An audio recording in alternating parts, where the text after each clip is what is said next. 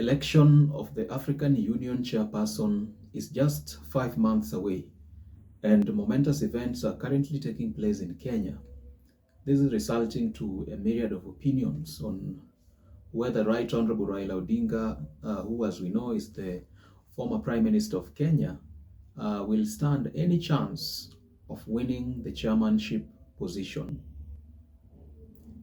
It's very interesting because Ambassador Martin Kimani, who is the Executive Director of the Center for International Cooperation, which is located at the New York University in the United States, speaks frankly and affirms that the race is quite tight and the chances of Raila Odinga losing the seat are even very high based on the prevailing circumstances.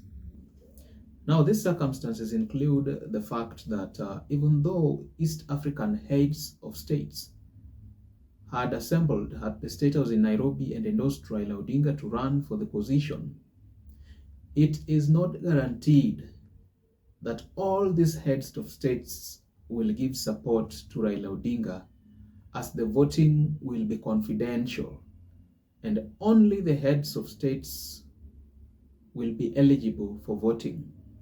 The likes of President Museveni of Uganda, Samia Suluhu Hassan of Tanzania, and Paul Kagame of Rwanda may even change their minds last minute, and this may greatly contribute to the losing of Right Honorable Raila Odinga. In diplomacy, you can never trust an endorsement until the vote is given. In fact, many of those promising votes will probably vote differently because they're driven by very different interests, and some of them run counter to what they perceive to be Kenya's interest in this election. Make no mistake, Kenya has many friends, but Kenya also has rivals, and Kenya has charted a course of such diplomatic independence over the last few decades that we have sometimes stepped on toes that we may have been better served not to step on if we were not operating under our principles and our interests. So I would not trust those endorsements, nor would I really give a lot of trust to the flash and the noise of Kenyan campaigns. You will always observe Kenyan campaigns are the loudest campaigns in the African Union. Other countries, like the last time, did you hear anything from Chad? Did you hear anything about the Chadian candidate who later won? Not at all. This will not be won on the airways. It will not be won with press conferences. It will be won in the offices of ministers of foreign affairs and heads of state. Now, Ambassador Kimani says that even still, Raila Odinga's chances are good because he's a strong candidate. He's got the Kenyan government behind him. Now, the challenge, however, is that the Eastern African region has not been able to produce one single candidate. And this is because Djibouti had tabled their own experienced multilingual foreign affairs minister. I'm not so sure what his name is, but here's what the experienced diplomat had to say about the whole situation. His chances are good. He's a strong candidate. He has the Kenyan government behind him. The Eastern African region needs to produce one candidate. So far, that's not been possible. So he's going to have to compete for the position.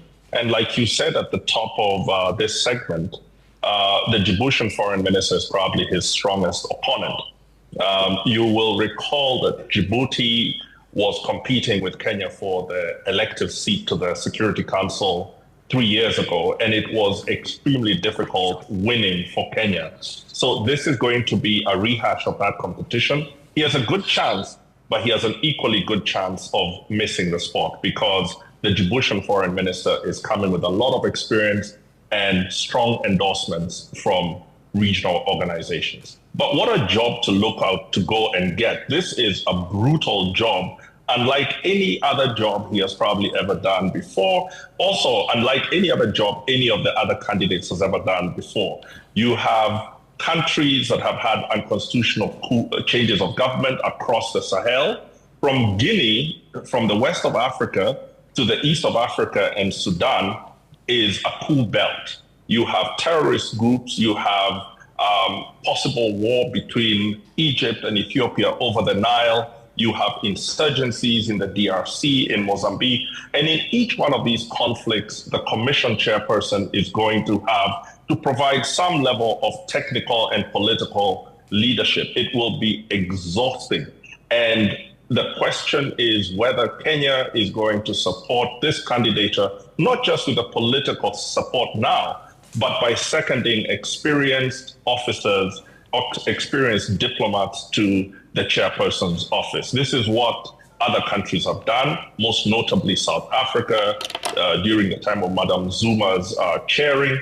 So Kenya is going to need to invest considerable resources if they want Raila to be a winning chairperson. And of course, well, the chairperson of the commission does not represent Kenya.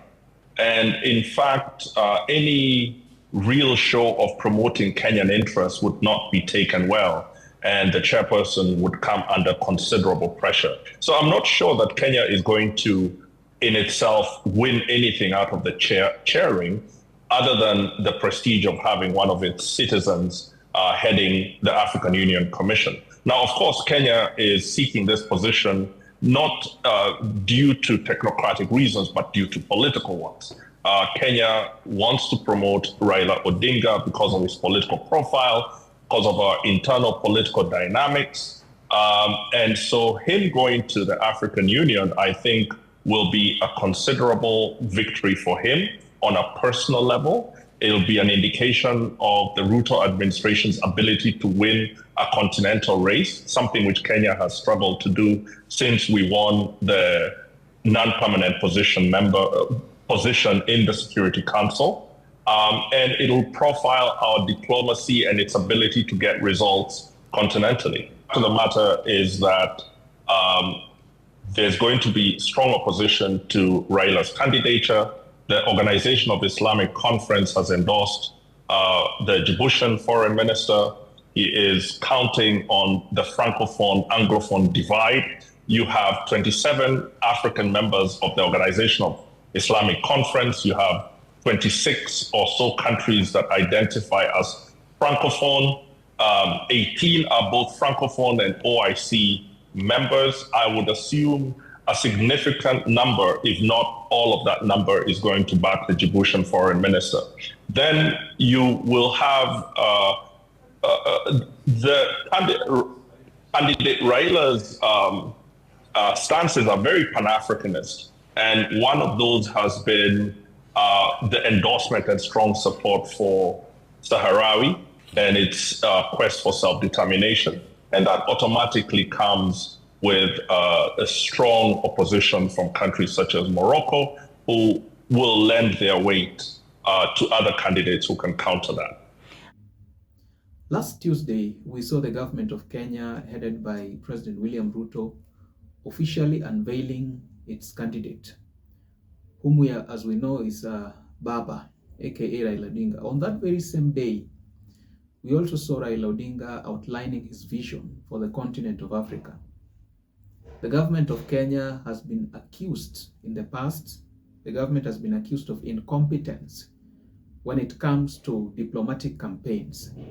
This is an argument that has been largely drawn from the observations made when the government of Kenya, under the then President Uhuru Kenyatta, flagged Amina Mohammed for the AU diplomatic position, which, according to history, she failed to acquire. Despite all this, it is important to remember that in as much as the government may table a candidate to run for the chairmanship of the African Union, the chairmanship of the the chairman of the African Union does not represent the interests of the country which he comes from. He is mandated to represent the interests and the unity of the entire African states. And therefore it follows that there are no direct benefits that a candidate may bring to his individual country by virtue of being elected to that position. Any attempt by the elected candidate to prefer, or rather to show a particular interest in bringing development to the individual countries, would not be taken well, and this would amount to a lot of diplomatic pressure from the individual member states. This is a fact that needs to be clearly understood by the Kenyan population. So far, we are aware that Raila Odinga's backing by the government is simply meant to neutralize political influences in Kenya and thus give humble time to President William Ruto to organize himself for the upcoming 2027 presidential elections. This is just but my opinion, guys. Do let me know what you think in the comment section below. Don't forget to like, subscribe, and also hit the notification bell so that you can receive more informative content such as this. Cheers.